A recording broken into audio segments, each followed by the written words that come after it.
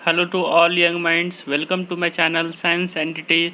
तो आज हम लोग बात करने वाले हैं फिजिकल प्रॉपर्टीज़ के बारे में, प्रॉपर्टीज़ ऑफ बेस के बारे में। तो इससे पहले जो हम लोग देखे थे वो बेस क्या है, उसको किस तरह से क्लासीफाई किया गया। तो about base and classification of base हम लोग पिछले वीडियो में हम लोग कवर कर चुके थे। अब हम लोग देखने वाले हैं physical and chemical properties of base. तो अब फिजिकल प्रॉपर्टी कैसे हम लोग डिसाइड करेंगे और केमिकल प्रॉपर्टीज़ क्या होता है, कैसे हम लोग डिसाइड करते हैं। तो अगर फिजिकली अपीयरेंस क्या है, फिजिकली वो क्या इफेक्ट करता है, उसको हम लोग कहेंगे फिजिकल प्रॉपर्टीज़।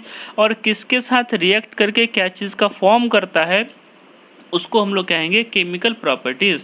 तो हम लोग फिजिकल प्रॉपर्टी सबसे पहले देखते हैं।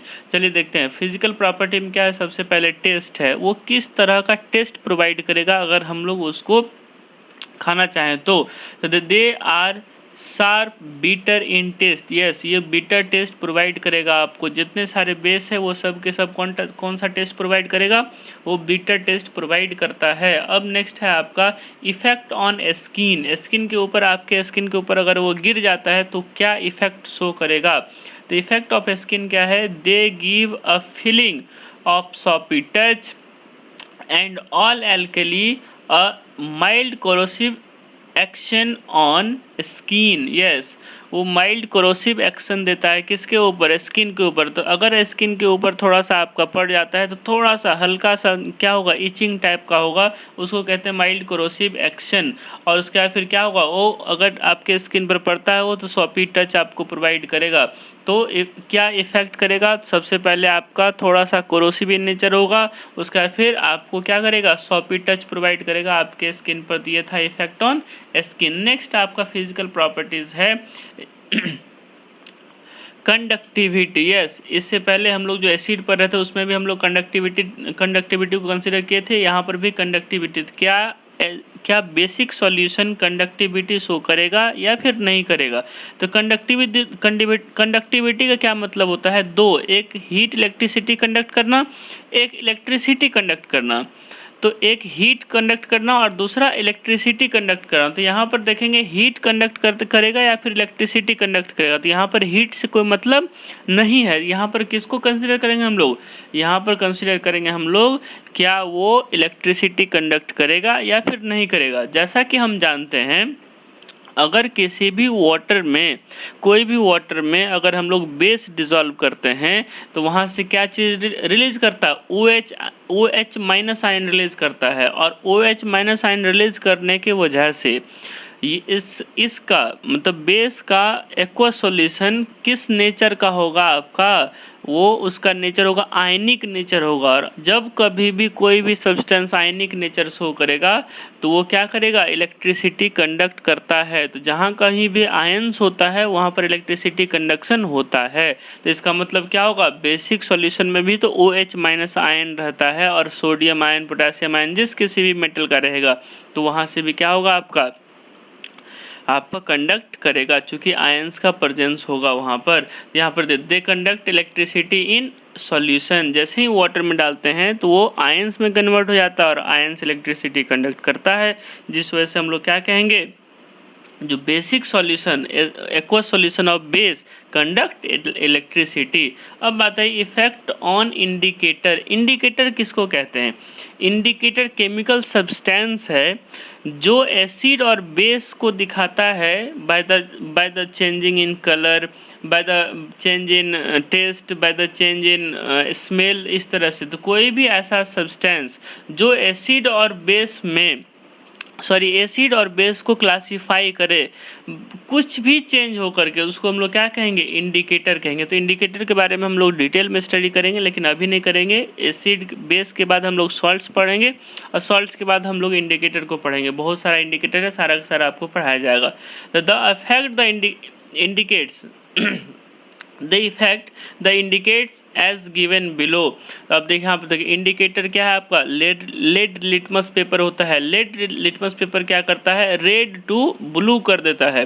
तो जो बेस में अगर हम लोग रेड लिटमस पेपर डालेंगे तो वो क्या करेगा, रेड से किस में कन्वर्ट कर देगा आपका, ब्लू में। तो अगर कोई भी इंडिकेटर है जैसे रेड लिटमस पेपर है, जैसे आप बेसिक सॉल्यूशन में डालेंगे इसको तो ये क्या करेगा, रेड कलर जो होगा रेड लिटमस को किस में कन्वर्ट कर देगा, आपका ब्लू कलर में कन्वर्ट कर देगा। तो इसको हम लोग क्या समझेंगे, जिस किसी भी सॉल्यूशन में हम लोग रेड लिटमस पेपर डाले हैं वो कौन सा सॉल्यूशन है, बेसिक सॉल्यूशन है। अगर आप मिथाइल ऑरेंज का बात करें तो मिथाइल ऑरेंज जो है ऑरेंज टू येलो कर देगा, तो ऑरेंज कलर को किस में कन्वर्ट कर देगा आपको, येलो कलर में। तो जैसे ही मिथाइल ऑरेंज से येलो हो गया तो हम लोग क्या समझेंगे, जिस किसी भी सॉल्यूशन में मिथाइल ऑरेंज डाल रहे हैं वो कौन सा सॉल्यूशन है, बेसिक सॉल्यूशन है।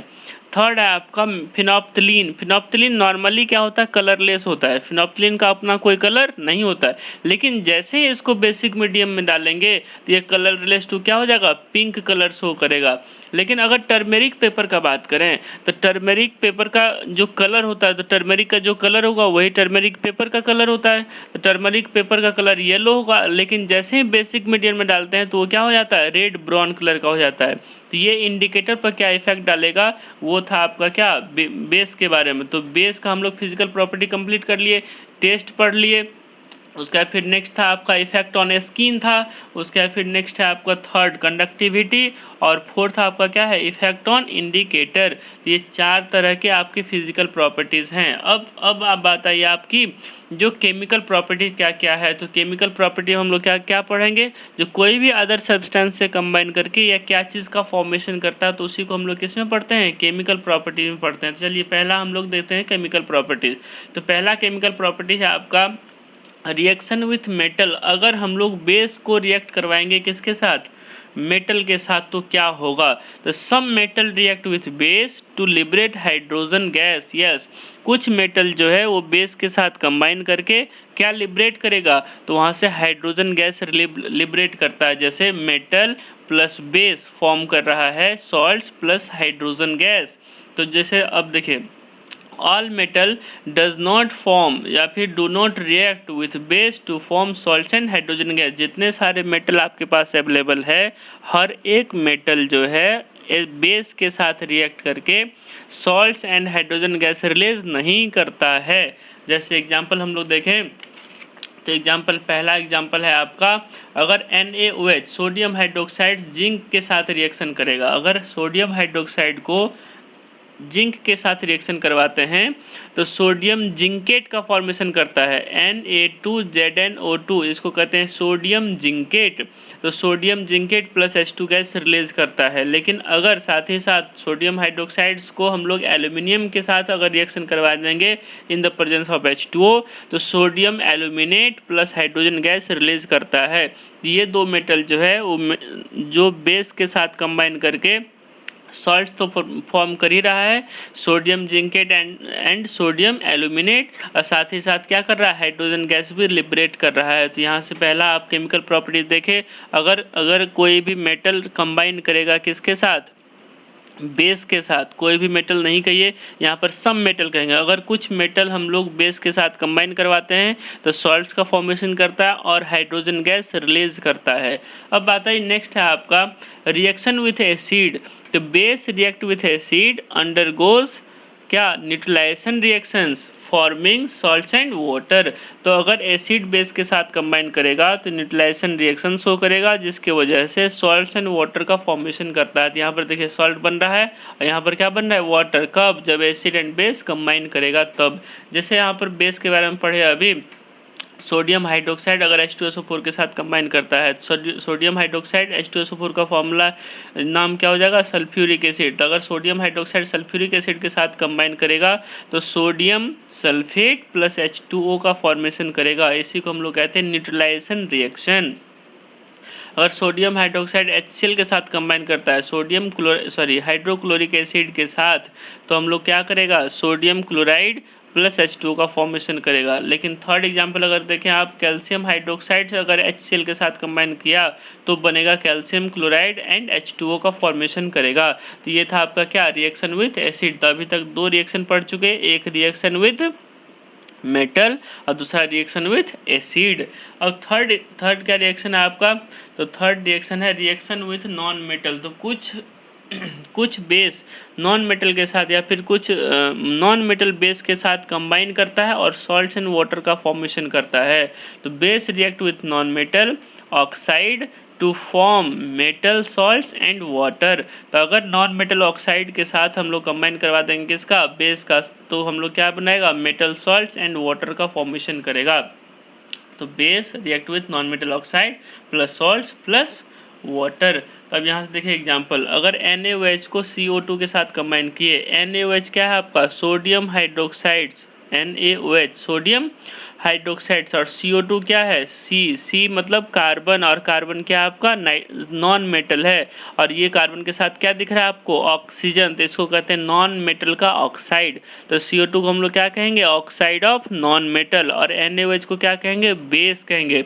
तो अगर बेस CO2 के साथ कंबाइन कर रहा है तो फॉर्म क्या कर रहा है, Na2CO3 sodium carbonate plus H2O, और ये जो सोडियम कार्बोनेट है ये क्या है, सॉल्ट्स है। तो अगर हम लोग बेस को कंबाइन करवा देंगे किसके साथ, नॉन मेटल के ऑक्साइड के साथ, तो सॉल्ट्स एंड वाटर का फॉर्मेशन करता है।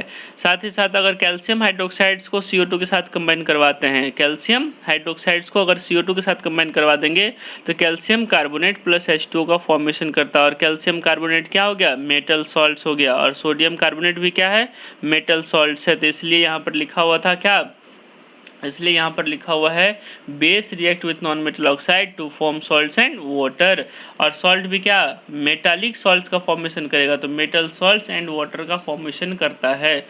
अब आपका फोर्थ रिएक्शंस क्या है, तो फोर्थ रिएक्शन है आपको metal salts react with aqueous solution of base to produce PPT precipitate of insoluble metallic hydroxides.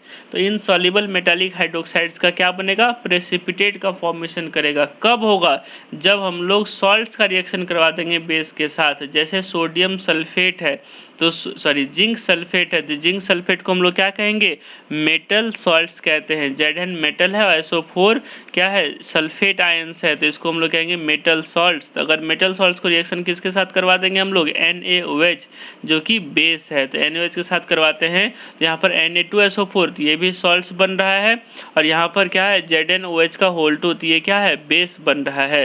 तो base to produce precipitate of insoluble metal hydroxide, ये जो यहाँ जो मेटल हाइड्रोक्साइड बन रहा है, तो यही क्या बनेगा आपका, प्रेसिपिटेट बनेगा, और यही इनसॉल्युबल या फिर स्पेरिंगली सॉल्युबल इन नेचर होगा। और प्रेसिपिटेट के बारे में हम आपको बता चुके हैं chemical reactions and equations chapter में। वहाँ पर प्रेसिपिटेट जो फॉर्म हो रहा था उसको हम लोग क्या कह रहे थे, जो इनसॉल्युबल और sparingly soluble substance form during the chemical reaction is known as precipitate which is mostly settle down, बहुत सारा क्या होगा, नीचे बैठ जाएगा, कंटेनर के नीचे हो जाएगा, तो उसी को हम लोग क्या कह रहे थे, प्रेसिपिटेट कर रहे थे। तो ZnOH का होल 2 का जो ZnOH के होल 2 का जो कैरेक्टर होगा वो प्रेसिपिटेट ही होगा। अब नेक्स्ट है CuSO4 कॉपर सल्फेट ये क्या है आपका, बेस सॉल्ट्स है, और सॉल्ट्स अगर बेस के साथ अमोनियम हाइड्रोक्साइड्स के साथ कंबाइन कर रहा है तो ammonium sulphate plus copper hydroxide का फॉर्मेशन करेगा, और ये जो कॉपर हाइड्रोक्साइड्स है वो भी क्या होगा आपका, प्रेसिपिटेट के फॉर्म में होगा। FeCl2 फेरिक क्लोराइड अगर आपको ये सोडियम हाइड्रोक्साइड के साथ कंबाइन करेगा तो NaCl प्लस FeOH का होल 2 का फॉर्मेशन करता है, और ये भी क्या होगा, प्रेसिपिटेट ही होगा। तो अगर हम लोग रिएक्शन करवाते हैं हैवी मेटल सॉल्ट्स के साथ, और इस सब को क्या कहते हैं, हैवी मेटल सॉल्ट्स कहते हैं, तो D ब्लॉक का जितना भी मेटल होगा सबको क्या कहेंगे हम लोग, हैवी मेटल सॉल्ट्स कहेंगे। वैसे हैवी मेटल सॉल्ट्स अगर आपको समझ में नहीं आ रहा है अभी तो आप हैवी मेटल याद कर लीजिए, Zn है, Cu है, Fe, ये सबको क्या कहते हैं हम लोग, हैवी मेटल कहते हैं। अब नेक्स्ट है आपको एम्फोटेरिक बिहेवियर ऑफ कुछ बेस का एम्फोटेरिक बिहेवियर होता है। अब बात है जो एम्फोटेरिक बिहेवियर कहते किसको हैं, तो एम्फोटेरिक बिहेवियर होता है जो एसिड के साथ भी कंबाइन कर सकता है और जो बेस के साथ भी कंबाइन कर सकता है, उसी को हम लोग एम्फोटेरिक सब्सटेंस कहते हैं। अगर बेस के साथ कंबाइन करेगा तो वो एसिडिक नेचर शो करेगा, और एसिड के साथ कंबाइन करेगा तो वो बेसिक नेचर शो करेगा। तो जो कोई भी सब्सटेंस इस तरह का नेचर शो करेगा तो उसी को हम लोग क्या कहेंगे, एम्फोटेरिक सब्सटेंस कहेंगे। तो अब यहाँ पर कह रहा है जो amphoteric behaviour of some base, कुछ बेस जो है अगर वो एसिड के साथ कंबाइन करता है तो बेस की तरह काम करेगा, और बेस के साथ कंबाइन करेगा तो एसिड की तरह बिहेव करेगा, तो उसको हम लोग क्या कहेंगे, एम्फोटेरिक बेस कहेंगे। तो the hydroxide of aluminium, zinc and lead behave as amphoteric substance and they react with both acid and base to form salts. तो ये एसिड के साथ भी रिएक्ट करेगा और बेस के साथ भी रिएक्ट करेगा, इसी वजह से इसको क्या कहते हैं हम लोग, एम्फोटेरिक नेचर कहते हैं।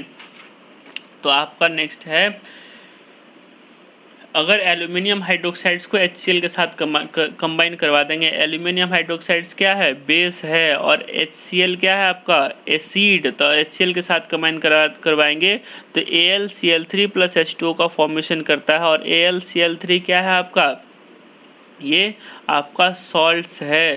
तो अगर हम लोग एक बेस को दूसरे एसिड के साथ कंबाइन कर रहे हैं तो सॉल्ट्स प्लस वाटर का फॉर्मेशन कर रहा है। देखिए तो यहाँ पर भी एल्यूमिनियम हाइड्रोक्साइड्स था, यहाँ पर भी एल्यूमिनियम हाइड्रोक्साइड्स है। अगर एल्यूमिनियम हाइड्रोक्साइड्स को दूसरे सोडियम हाइड्रोक्साइड्स के साथ रिएक्शन करवा देते हैं दूसरे बेस के साथ, तो यहाँ पर सोडियम एल्यूमिनेट प्लस H2O का फॉर्मेशन करता है। तो यहाँ पर देखिए एल्यूमिनियम हाइड्रोक्साइड्स एसिड के साथ भी कंबाइन कर रहा है और बेस के साथ भी कंबाइन कर रहा है। तो अगर एसिड के साथ कंबाइन किया तो बेस प्लस सॉल्ट्स का फॉर्मेशन कर रहा है, और बेस के साथ भी अगर कंबाइन कर रहा है तो यहाँ पर भी सॉल्ट्स एंड वाटर का फॉर्मेशन कर रहा है।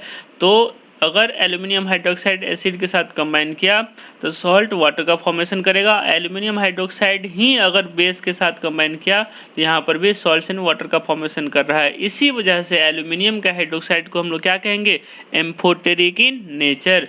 अगर जिंक हाइड्रोक्साइड्स का बात करें तो जिंक हाइड्रोक्साइड्स भी H2SO4 के साथ कंबाइन करके ZnSO4 प्लस H2O का फॉर्मेशन करता है, और ZnSO4 क्या है, जिंक सल्फेट, और इसको हम लोग सॉल्ट्स के नाम से जानते हैं। ये भी सॉल्ट एंड वाटर का फॉर्मेशन कर रहा है, लेकिन साथ ही साथ ZnOH का होल 2 अगर NaOH के साथ कंबाइन कर रहा है, ये NaOH क्या है आपका, बेस है।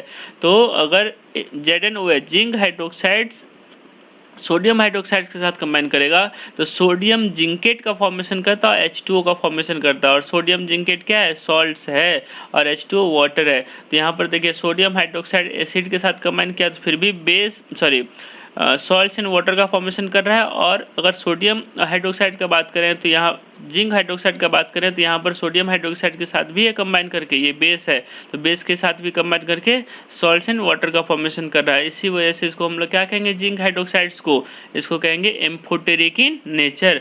उसी तरह से यहाँ पर PbOH का होल 2 HNO3 के साथ कंबाइन किया तो PbNO3 का होल 2 प्लस H2O का फॉर्मेशन कर रहा है। तो यहाँ पर भी क्या है, सॉल्ट्स एंड वाटर का फॉर्मेशन कर रहा है जब एसिड के साथ कंबाइन किया तो, और यहाँ पर बेस के साथ कंबाइन कर रहा है फिर भी किसका फॉर्मेशन कर रहा है, सॉल्ट्स एंड वाटर का फॉर्मेशन कर रहा है। तो PbOH का होल 2 को हम लोग क्या कहेंगे, इसको भी हम लोग कहेंगे एम्फोटेरिक इन नेचर।